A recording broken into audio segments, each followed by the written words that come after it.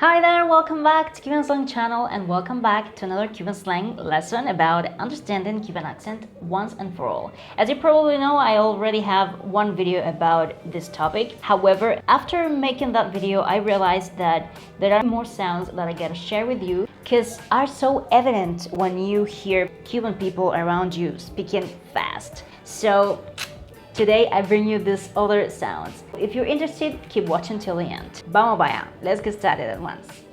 The first pronunciation feature I bring you today is related to the letter L or the O sound. The thing is that we drop off this sound when it comes before V, G, Q or P. And we double this consonant. For example, instead of olvidé, we say olvidé. So we gotta double the consonant after the L. And the first time we pronounce that consonant, we do a brief pause and pronounce the same consonant stronger. Olvidé, olvidé. However, it's more common in Cuban slang to say se me olvidó instead of lo olvidé. For example, ¿ya llamaste a tu papá? Ay, se me olvidó. Instead of pulgada, we say pulgada, pulgada. Esto mide una pulgada. Alquiler, alquiler. Necesito un alquiler. Instead of golpe, golpe, golpe. ¿Y ese golpe qué fue? Ah, yo no vi nada. Algo, algo. ¿Quieres algo? Alguien, alguien. ¿Alguien aquí habla inglés? When the O sound is before a T, we replace that sound with a D sound. For example, instead of vuelta, we say vuelta. You also should know that we pronounce these two letters, B and V, in the same way. Not V and V, like in English, alright? ¿Qué haces? Nah, dando una vuelta. Vuelto, vuelto. Ah, tengo que darte 10 pesos de vuelto. Alta, alta. This word actually has two meanings in Cuban slang. For example, when we are making reference to a girl who is tall, we say ella es alta. But we use the same word when a person has been in the hospital for a long time because he was sick, but now he's better and the hospital says that he's okay, he can return home. So in that case we say ya le dieron el alta.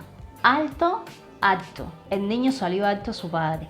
Falta, falta. Me hace falta reunir un dinerito ahí. Último, último.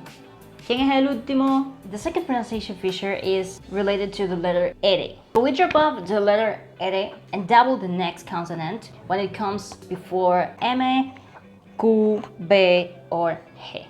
For example, instead of normal, we say, when we're speaking fast, normal, normal. Again, we make this brief pause when we're gonna pronounce the first M.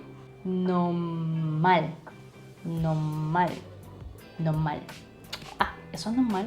Hermano, hermano. ¿Qué hay, hermano? ¿Por qué? ¿Por qué? ¿Por qué hasta tan tarde? Porque se me fue la guagua. Very common situation. Carbón, carbón. Estoy comprando carbón. Así que si te enteras de alguien, me avisa. Cargar, cargar. Voy a poner a cargar el celular.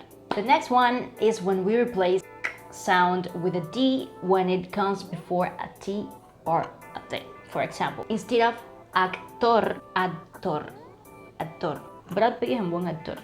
Efectivo, efectivo. Vas a pagar en efectivo. Estructura, estructura, estructura.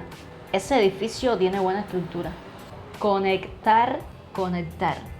A las 5 me voy a conectar a internet. And the last pronunciation feature of Cuban accent I bring you today is when we drop off the S sound when it is between an N and another consonant sound. For example, instead of transporte, we say transporte, transporte. ¿Por qué te demoraste tanto? Porque no había transporte. Transformador, transformador. Ay, mi madre, explotó el transformador. Ahora sí, sin corriente toda la noche. Okay, that was it for today's video. Thank you so much for watching this video up to the very end. Thank you so much for your sincere comments and your likes. I invite you to subscribe to this channel if you're not subscribed yet. Do you have any doubts, any suggestions? Please let me know in comments below and see you soon in my next video. Bye bye!